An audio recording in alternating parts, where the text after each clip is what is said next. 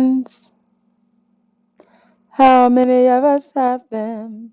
Friends, ones we can depend on. Friends.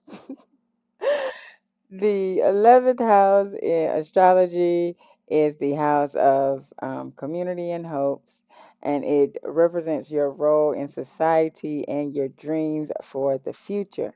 And so, in this video, this is the 11th video in the houses series. We're going to be talking about the 11th house in astrology and how that plays out in your life. And so, if you are new to me, to the channel, to any of my content on social media land, my name is Kay Catrice. I am the Natal Chart Navigator, and I help open minded, ambitious women to understand who they are energetically so that they can live their best lives in every area of their life. Okay. And so the 11th house in the birth chart, it is naturally ruled by Aquarius, and the ruling planet is Uranus, okay, the planet of shock and you know, shock and rebellion and all of those crazy, crazy things, okay? And so 11th house is all about community, and this area rules friends, groups, and associations of a particular kind. Those that support your vision for the future, okay? And so all of our personal aspirations and hopes and wishes and dreams can be found here in the 11th house, okay? And so in the 11th house, this is where we come together with others to become something bigger than ourselves, okay? And so you can learn a great deal about how you might engage with the collective by looking at the zodiac sign that is on the 11th house in your birth chart, as well as any planets that occupy it, because as I've been telling you guys, if you've been watching up to this point, whatever planets or luminaries that you have in this house, this means this is going to be a heightened, area for you in this lifetime. Okay. And so, also, when you have planets transit in this area, it can reveal opportune moments for you to meet allies who might support you upon your journey. Okay. And so, some themes of the 11th house, you have community, social groups, the internet, social media, hopes and aspirations, activism, and humanitarian causes. Okay.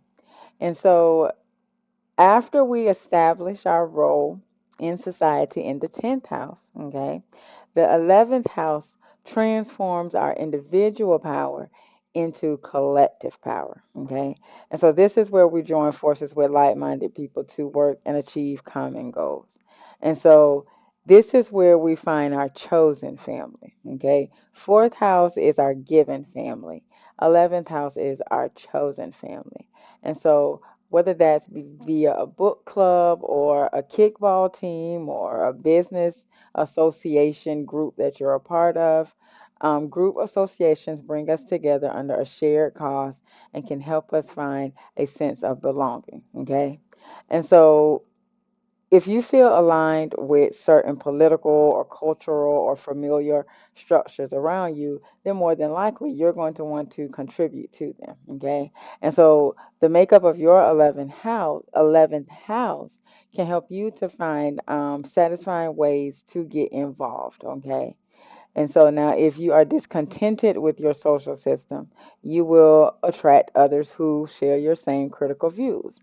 And this is the house where the rebels, the activists, the beacons of social change come together, focused on improving the collective good. Okay. And so it's across the street from the fifth house. And so the fifth house is all about your creative self expression. Okay. And so the 11th house is where you transcend the ego and you use your ingenuity for the whole, for the collective, okay? And so this is the visionaries and the innovators, okay? Uranus is all about vision and innovation, and so is Aquarius, which is um, the sign that it co-rules with Saturn, okay? And so all of your personal aspirations, hopes, and wishes are also a huge part of this area. And so after you act upon your drive for success and status in the 10th house, the 11th house reveals what could arise from these efforts. And so the future of the community also comes into consideration here. Humanitarianism and charity are some ways that you can give back to the whole that once nurtured you. Okay. And so in a picture perfect ideal world, the 11th house is where we celebrate our unique differences and use them in support of humankind. Okay. And so not everybody feels included, okay?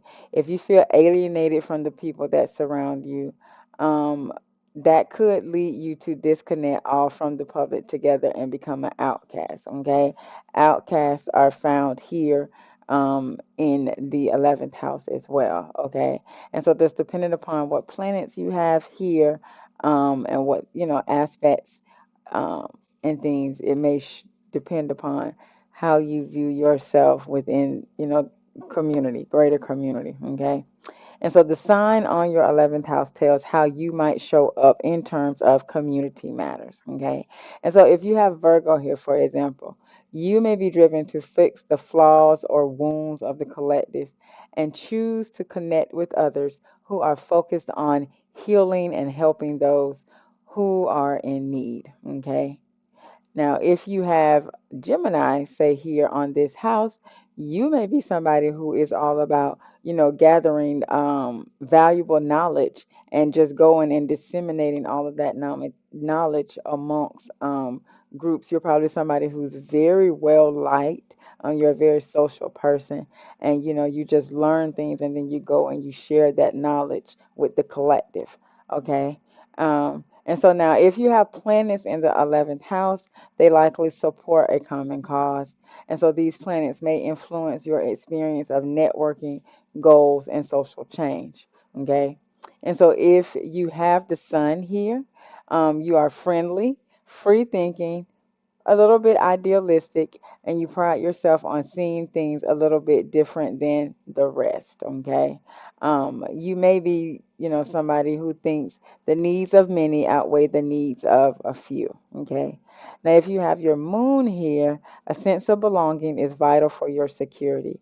And without it, you can feel easily isolated. And so be careful not to intellectualize your emotions to the point of becoming detached from them. Because this is the natural house of Aquarius, and when the moon is in Aquarius, there is a tendency to be very detached from your emotions. Like if it's just too much for you to figure out why you're feeling a certain way, you'll just detach from it altogether and act as if it doesn't even exist. And so you want to be careful if your moon is here from doing that, because you need to feel emotion to know what's going on so that you can, you know, maneuver things appropriately. And so, just being detached from it because you don't want to have to deal with trying to figure out the emotion, that's really not a good thing. Okay. And so, if you have your Mercury here, you are an idea person. If you are passionate about a problem, you've got an innovative solution. And so, it's important for you to receive intellectual stimulation from your community. Now, if you have Venus in the 11th house, you may be attracted to those who are just a little bit different, probably because you feel different too. Your friendly grace always allows you to thrive in social circles. Now, if you have Mars here, when someone needs to phone a friend, you're likely the first one they call. And so it's no surprise if you are the leader of your friend pack, because you would probably do anything for your people.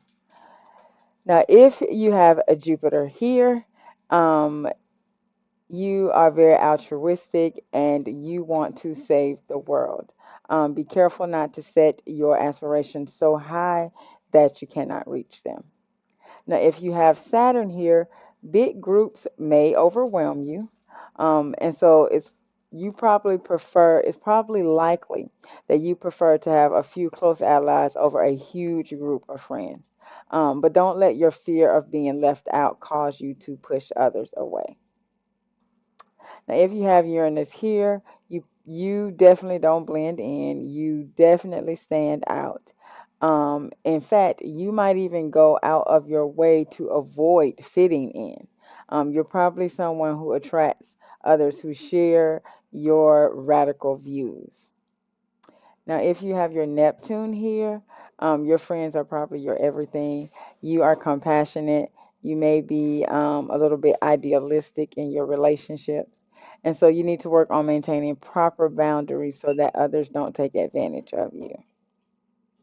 And so if you have Pluto in your 11th house, you may have a deep sense of feeling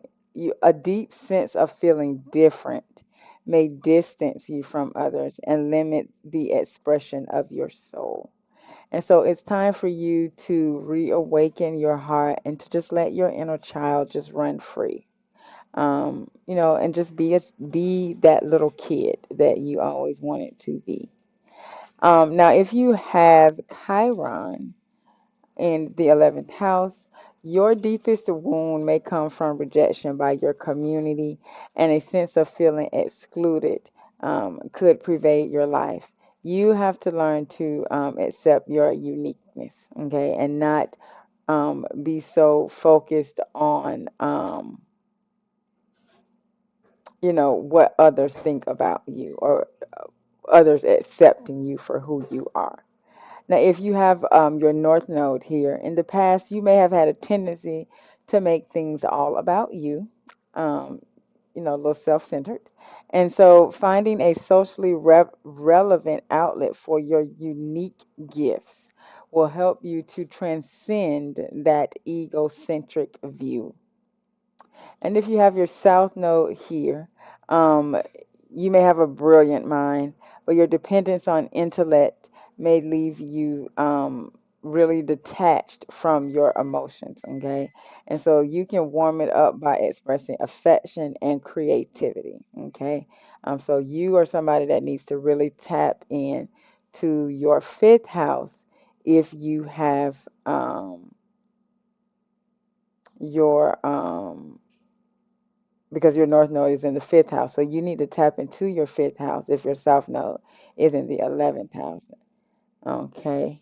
And so if you have planets transiting this house, it's going to bring attention to your social networks. Okay. The things that come up for you during these transits depend upon the planet that is transiting. And so if you have Venus transiting the 11th house, you may have an easier time connecting with others who share your values. Now, additionally, you may find a friend or a lover and begin to blur the lines with an ally of yours, okay? Because Venus may make things a little foggy for you. Now, if you have your moon transiting the 11th house, you could feel a deep need to connect with your peers. You might also find yourself experiencing alienation or painful differences from those around you. Okay. And so pay attention to your 11th house. If you know your 11th house, if you know your chart, to see what's going on, to see what's going to be coming up for you within that area of life. Okay. And so the next video, y'all, that's it. That is it. We will have that will be the last video in the houses series, and that is the 12th house. 12th house is the house of the subconscious and hidden realms, and so we are definitely going to dive deep in on that. I'm excited about that. And so if you found value in this video, go ahead and give it a like. Also, subscribe if you haven't subscribed to the university. And then you can also share it out so that others may find value as well. Um, if you would like to get an energy audit, I do free 20-minute energy audits where I let you know your sun sign, your moon sign, and your rising sign. You also know your chart ruler because your chart ruler is like your energetic captain of your chart. And so those are totally free. If you would like to book one, the link will be in the description box below. Also, if you want to actually book a more in-depth reading where I go through your entire chart, And yeah, you learn the aspects, how the planets interact with each other, or if you want to get a career reading to know what careers would be best for you based upon your energies, then you can book a reading. I will also have the link to book a full reading. It will be in the description box as well. And so, um, I will see you guys on the next video where we will be finishing up the series with the 12th house. And so remember that possibilities are endless. If you can see it in your mind, you can definitely hold it in your hand. And that should make you smile because you really do create your own reality. Have a good one.